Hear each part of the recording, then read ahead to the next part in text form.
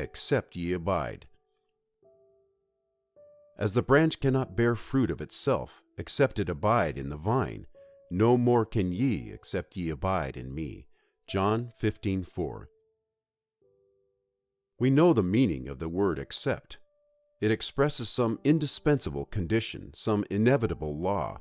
The branch cannot bear fruit of itself, except it abide in the vine. No more can ye, except ye abide in me. There is but one way for the branch to bear fruit. There is no other possibility. It must abide in unbroken communion with the vine. Not of itself, but only of the vine does the fruit come. Christ had already said, "Abide in me." In nature, the branch teaches us the lesson so clearly. It is such a wonderful privilege to be called and allowed to abide in the heavenly vine. One might have thought it needless to add these words of warning. But no, Christ knows so well what a renunciation of self is implied in this, "Abide in me." How strong and universal the tendency would be to seek to bear fruit by our own efforts.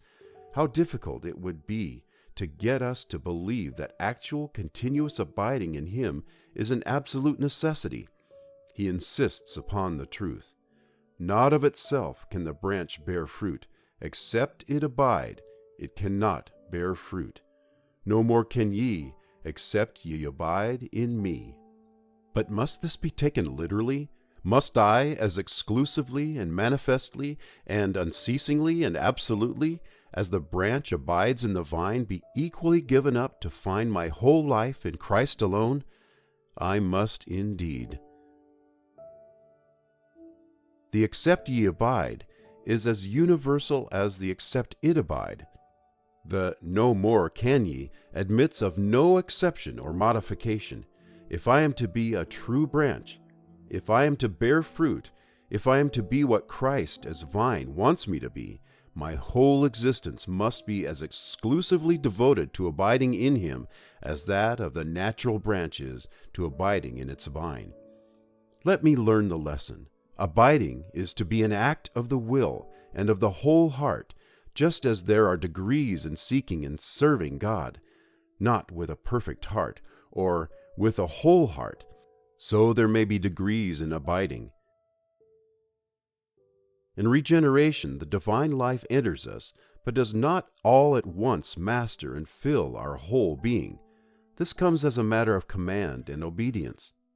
There is unspeakable danger of our not giving ourselves with our whole heart to abide.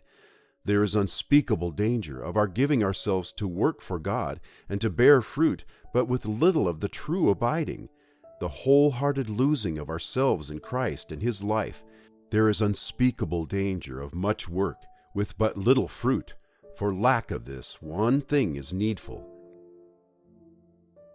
We must allow the words, "not of itself, except it abide," to do their work of searching and exposing, of pruning and cleansing, all that there is of self-will and self-confidence in our life.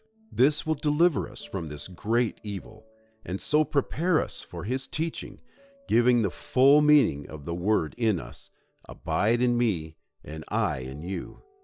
Our blessed Lord desires to call us away from ourselves and our own strength, to Himself and His strength. Let us accept the warning and turn with great fear and self-distrust to Him to do His work. Our life is hid with Christ in God.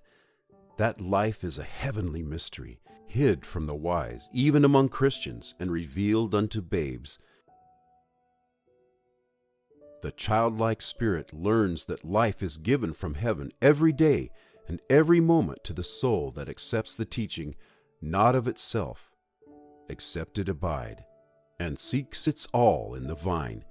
Abiding in the vine then comes to be nothing more nor less than the restful surrender of the soul to let Christ have all and work all, as completely as in nature the branch knows and seeks nothing but the vine. "Abide in me." I have heard, my Lord, that with every command Thou also givest the power to obey. With Thy "rise and walk," the lame man leaped.